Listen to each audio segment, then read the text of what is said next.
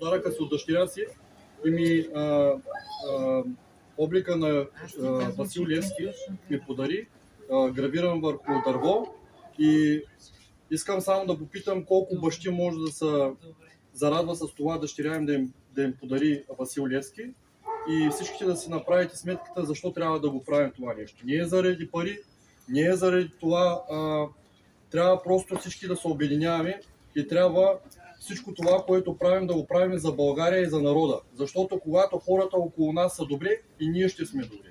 Когато хората се заминават от нашата държава, реално погледнато, ние нямаме нищо. И виждате как разрухата след младите хора, които изчезнат в чужбина, е насякъде. Радвам се, че 10 толкова хора сте тук, присъствате заедно с нас на това събитие. Затова сме се погрижили да останете доволни с български, натурални, качествени продукти. Тук виждате при нас, както и в магазина след малко ще влезете да се напазарувате. Даваме началото на втория пореден магазин в София по този начин и продължаваме с нашата мисия да възродим и да си върнем хранителния суверенитет на Република България. Да живее България! Ние сме хората, които чрез нашето обединение ще се оправим държавата. На здраве на всички!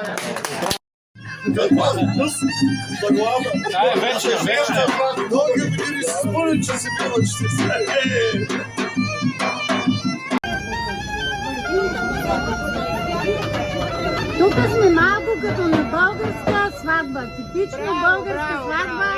С гайди, с музика, с хора. Ето го и Стойчо. Днеска не постиме, днеска ще хапнеме. Ето ги гайдари, свират, пеят, хората пазаруват и живота е прекрасен. Ето и питка за здраве. С мед.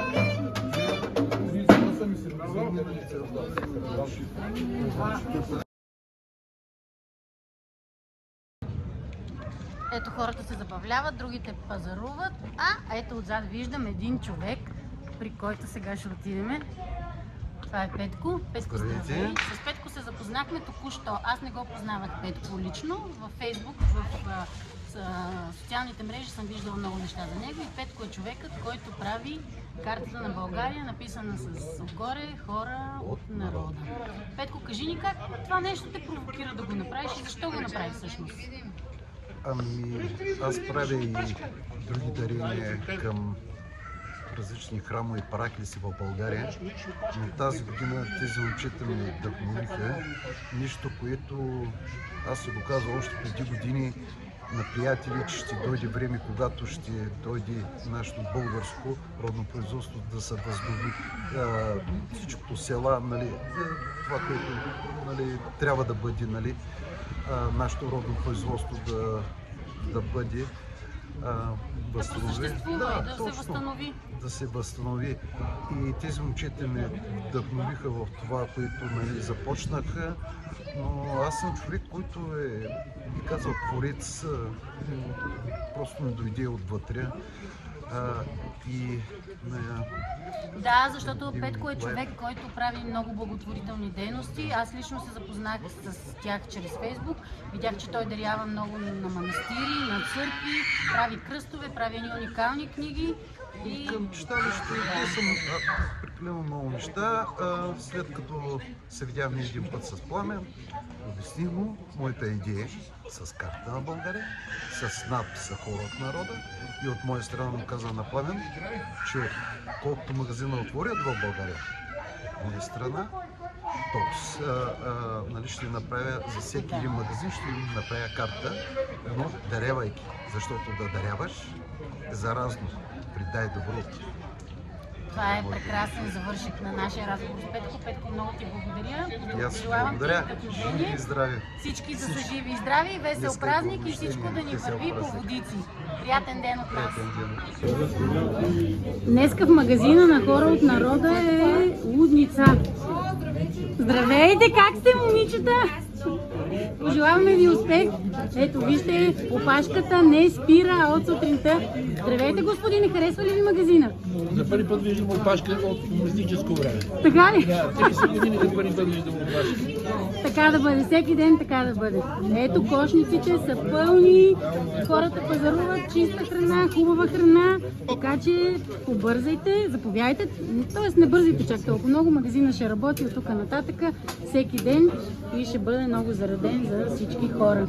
Ето Йоанка тук помага, съдейства, всички помагаме с каквото можем.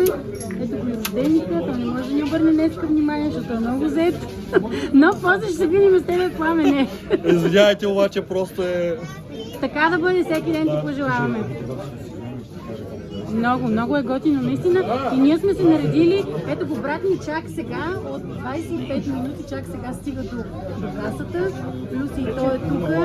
Чакаме вече час и половина да се редиме. Аз сме дошли от преди 2 часа. И лудница, наистина хората са жадни за чиста, хубава храна. Госпожа, здравейте, може ли да ви снимам? Вие бяхте в магазина, пазарувахте. Хареса ли ви магазина? Прекрасно е и господин Ангелов. Успех му пожелавам, Бог да го благослови, да му върви и най-добри чувства съм. Благодаря ви много. Възхитена съм в магазина, обстановката, всичко.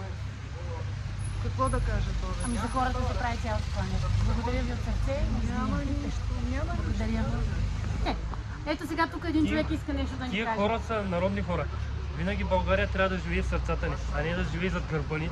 Всеки, който е отишъл навънка и да казва, аз съм българин, обаче да не поглежда държавата си. Върнете се в България, вижте какво става, за да можем да събудим народа, а не да остава само в чужбина. Благодаря много. Весел празник.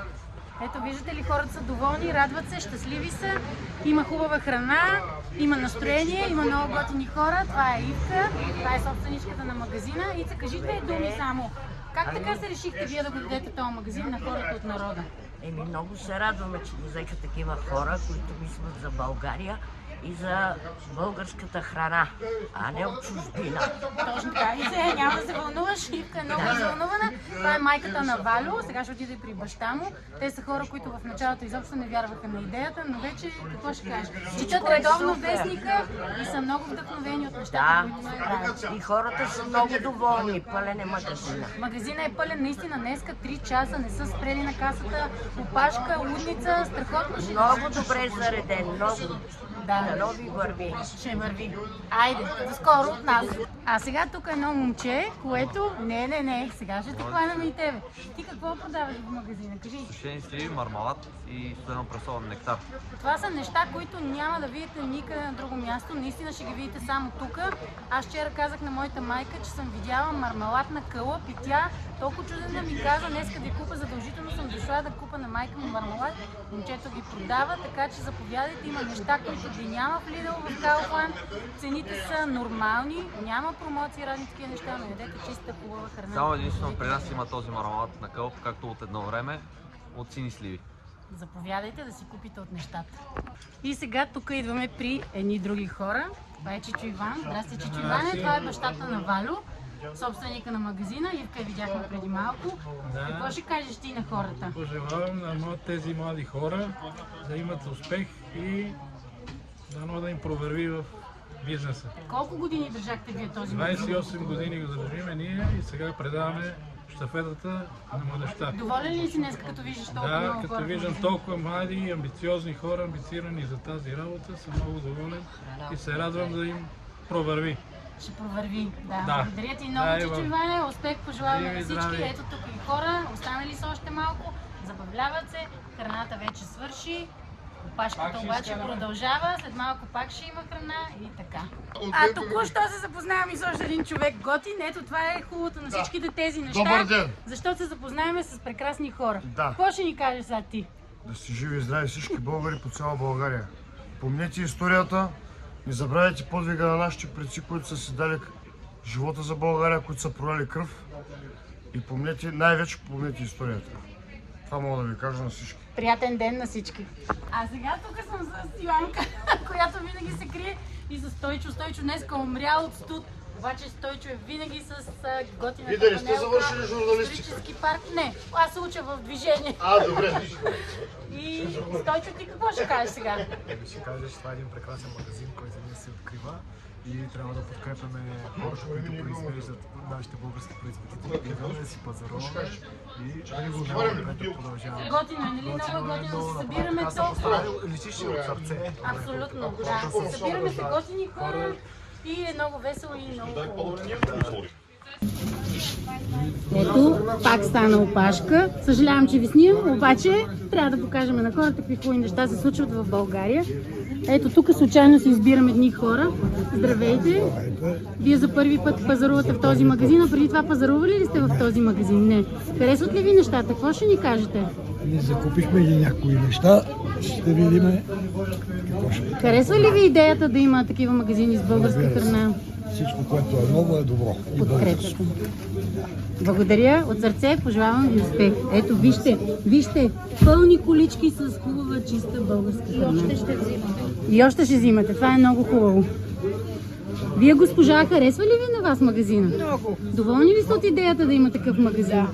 Харесва ви? Заредено е хубаво? Заредено, подредено много. Ще предпочитете ли да отидете в Lidl или в Kaufland? Независимо, че там цените са по-евтини, има промоции и такива Аз неща. тук живея, че така първа стъпка ми е тук.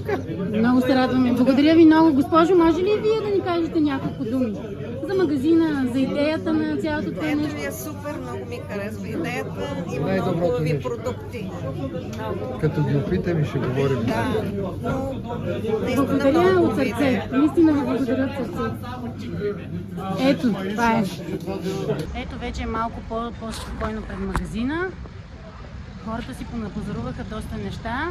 Днеска е наистина един невероятен ден, изпълнен с много енергия и много позитивизъм.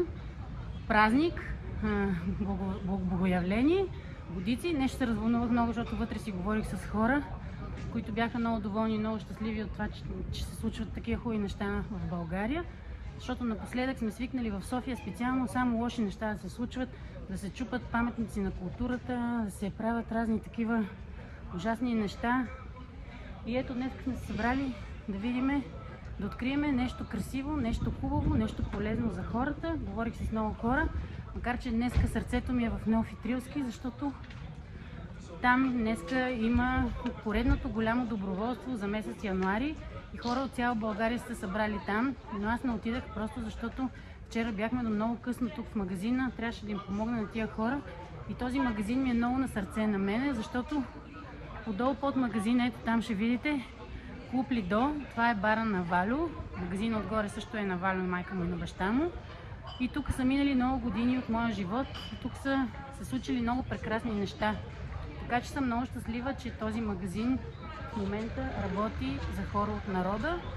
Бара, като дойдете да пазарувате в магазина, можете да следнете долу да изпиете по едно кафе в бара на Валю. Той е същия такъв, какъвто го помните всички.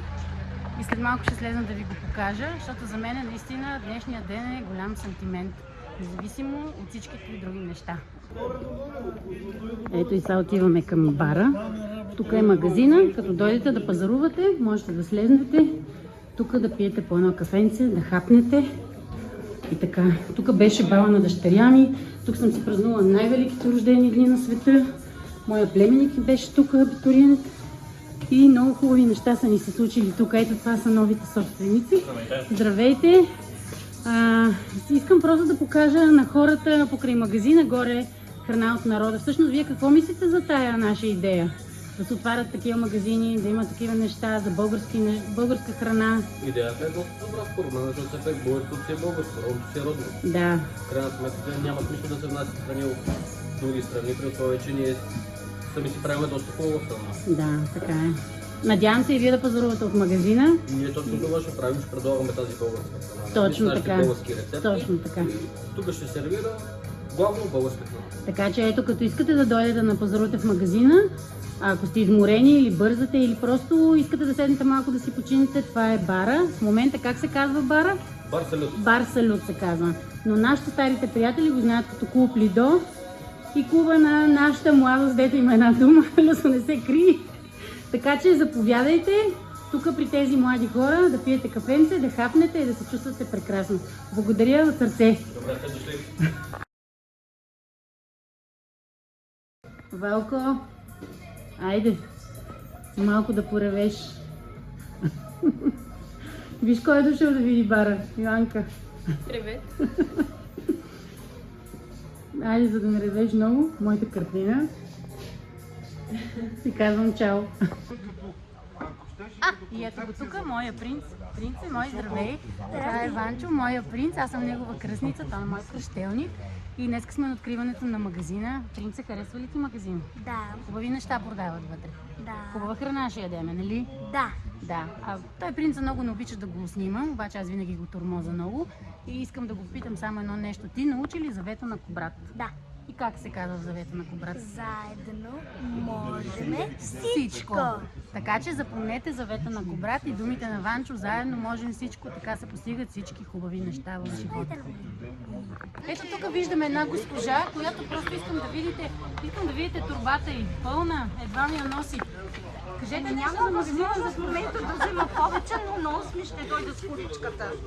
Чакала съм с нетърпение този момент да открия тук на Тимок, защото ми е по-близо, на Борго е по-далече. Да. Възхитена съм от тези момчета, следя ги отдавна. А вие откъде от социалните мрежи, от Банишора, фондови жилища. Ето виждате ли, не е чак толкова трудно да се дигнете откъдето и да е в София, да дойдете или на Тимок 24, или на Родопски извор 23, Тимок 49, Родопски извор 24. Много далече ми беше, но съм възхитена от тях. Желавам им от сърце това, което са решили да го постигнат. Дай Боже. И просто да устоят на всичките атаки, защото знаете сега искат да ни наводнят с ГМО. Да не говорим това, което са подготвили за бежанците и други неща. Просто дано Бог да им помогне, за да възродиме България. Благодаря ви много. Винаги ще пазарувам от тези магазини. Ако има и онлайн, където и да е, аз смятаме да си хода вече по Кюстендил. Ще има скоро надявам се и там да има. Нали ще има онлайн? И онлайн разбрах, че ще има, което е много добре. Аз не знам, аз не съм запозната толкова с тия неща. Аз съм доброволец във всяко едно нещо, което правя. Просто помагам, съдействам на тия хора. Каквото има, ще ви държим и в течение. Разчитам на Пламенчо и на всички тези момчета и имам пълното доверие, че в момента ще ни правят с истински български продукти. Не само етикирани с българското, както той казва, но просто съдържанието ще бъде истинско. Аз мисля, че здравето е най-доброто нещо, така че тези камфани и тези вериги, в крайна сметка, вече трябва да се много добре казвам. Всеки българин трябва да пазарува от тук. От тези магазини или онлайн да пазарува. Могат да се го позволят. И пенсионерите могат. Аз също съм пенсионер. Разбира се. Благодаря ви много от сърце и приятен ден ви пожелавам. Ето сега съм и с Галин, с него се запознах днеска. Галин е честит пореден магазин, пожелаваме ви много щастие да имате, много късмет да имате, много готини хора имаше тук, запознах се с всички, говорих с много от хората. Ние ви пожелаваме всичко най-хубаво. Ти какво ще пожелаеш на хората? Защо го правиш цялото това нещо? Защо изобщо действате върху цялата тази? Правим го, защото на първо място обичаме България. На второ място е нужно да обединим, да започнем да се обединяваме колкото се може повече българи в България, за да възродим това, което изгубихме, този рай, който имахме и той ни се отпозна от ръцете. Време е всички българи в цяла България, във всяко едно населено място да започнем да действа, да се взаимодейства и да изградим едно гражданско общество и всички заедно действаме да се оправим държавата. Затова го правим това нещо, затова се обединяваме с други българи, затова обединяваме производители от цяла България, затова обединяваме хора с идеи, с мисъл за България. Всички заедно, когато се обединим, когато се взаимодействаме, ние се оправим държавата. Защото държавата това сме ние, а не хора, които са назначени. Това е, може би, единственото нещо, което се случва тук последните дни. Аз точно това казах в София специално. В София се случват само гадни неща, рушат се паметници, осквернява се, поругава се. Нищо хубаво не се случва. Ами ние не рушим, ние градим. Точно така. Това е разликата между нас и другите, че ние не рушим нищо, ние градим и идеята ни е да оставим след себе си нещо, което сме изградили и други хора, които също да последват нашия пример. Ще бъде, да бъде. Аз го пожелавам от сърце. Днеска е много хубав ден, днеска е вълшебен ден, днеска е богоявление. Днес е богоявление, след празник на всички християни, да живее България. Точно така, да живее България и чао от нас. Ето го и Пламенчо. Най-накрая го хванахме, защото горкия днеска се разби. Пламене, супер ден. Какво ще кажеш? Екстра е. Всеки ден да е така. Ама не знам до кога ще издържа. Когато тогава просто ще ядеш чиста храна и ще бъдеш супермен. Точно така, аз ям чиста храна. Ядеш чиста храна, да, точно. Чак се качи тук, защото ще заболи кръста. Няма да ме заболи кръста. Окажеш да пъшкаш, вече си Моя кръст е здрав. Добре. Пламен днеска е рожденник. Искам да му пожелая много здраве, много щастие, да не спира, да върви по този светъл път, който е избрал. Аз като доброволец ще ти помагам винаги с каквото мога, защото знаеш, аз винаги помагам с каквото мога. Вчера ни помогна, това не е важно, това не е важно. Аз затова съм дошла, затова и не съм на неофит в момента. На неофит знаеш ли в момента какво има, какво се случва? Най-голямото доброволство за цялата. А пък аз ще ви кажа не само това, дори и Вилин Михайлов в момента е дошъл в София заради мене. Така че след малко ще дойде тук. Ти сам, дай да кажем няколко думи за Вилин Михайлов. Това е човекът, който е най-мразен в момента, най-оплюван, но и в същото време много обичан. Чакай, кой каза? Много обичан от всички нас. Много го плюят. Значи само ще ви кажа едно нещо. Ивелин Михайлов, когато си качествен човек и когато искаш да правиш нещо за държавата и го правиш, всички уважават хора като Ивелин Михайлов. Но тези, които плюят Ивелин Михайлов и такива хора като мене, които искат да се върнат държавата и да се управляват, те просто това са хора, които тази държава никога не е била тяхна. Те си ходят във всички други държави, няма и да бъде тяхна. Да. Така че, кой както си иска да наплюи. Само ще ви кажа едно нещо. Аз и Ивелин Михайлов сме много по-силни, отколкото 10 човека, които не вършат никаква работа. Никаква работа. Защото ние с Ивелин Михайлов можем да свършим толкова работа, че просто те даже не могат да съмнуват. Така че просто нас не могат да ни навредят по никакъв начин. Не може да ни оплюят по никакъв начин, защото ние показваме с действия. Виждате го. При нас няма скрито, няма покрито. Аз заради ви показвам всеки ден. Какво правя, къде спа, как гледам животни, как отивам с костюма, отивам в телевизиите, отварям магазини. Всичко правя. И защо? Кой ще ме оплюе после? Кой който и да е казал за мен и някакъв хейт, аз си го доказвам с чист пример. Как ще го спорят това нещо? Ето сега в момента съм на живо. Отворил съм магазин. Тя дойде да ми помогне. Имах ли работници тук, де са платени? Не, Пламен цял ден е на касата. Цял ден е на касата. Всички доброволци идват тук. Няма платени работници. Защо? Ако сега в момента плати работници, ще си дам парите. И после как да дам на хората? И ще викат, ама вече не е да, и ще трябва да шибна на хората по 20% наценка, за да може примерно. Малко ни спряха, ама нищо ние продължаваме. Така че просто трябва действия вече. Приказките на пазара, дето са казали хората. Така че исторически парк и Ивелин Михайлов, това е човек, който дава възможности и шансове на толкова много хора. Стига, че вие да поискате. Аз го показах още вчера това, да, исторически парки навсякъде, на магазините на храна. Да ви кажа колко уважавам Ивелин Михайлов, защото той е вдъхновение на много хора. Само искам да ви кажа, че всеки магазин съм казал, който се отвори в България, безплатно от хора от народа, ще има реклама на исторически парк на всеки магазин. Това не е платена реклама. Аз ще слагам на всеки магазин на исторически парк реклама. Що медиите не ги разпространяват? Медиите крият това нещо, което е направено в България хубаво, качествено. Ние хората ще го разпространяваме. Ние ще го разпространяваме и ще имаме много по-голяма сила, отколкото тази медия, защото на медиите вече никой не им вярва. Точно така. Пламене, благодаря ти. Аз искам за рождения ден да ти подаря един подарък. Това са 2 книжки. Тук вече ще спреме, защото с Ванчо току-що сме си купили нещо от магазина, което сега ще се черпиме. Малко е вредно, но пък е чисто и няма някакви такива букуци и примеси вътре. Български чипс.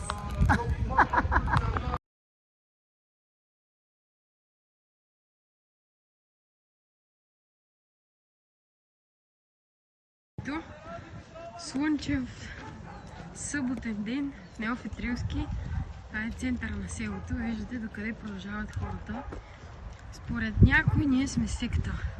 Само, че вече 2 години в събота и неделя се правят редовни доброволчески акции, свързани с почистване, облагородяване, залесяване, всякакъв тип дейности, които подобряват населеното място, в което живеем. И сега, ето ми мен, с чувалчето ръкавичките отиваме на място, където започваме с почистването до село Ветрино, утре до Девня. И пак казвам, според някой, ние сме, виждаш ли, секта. Но ето какво прави сектата в събота.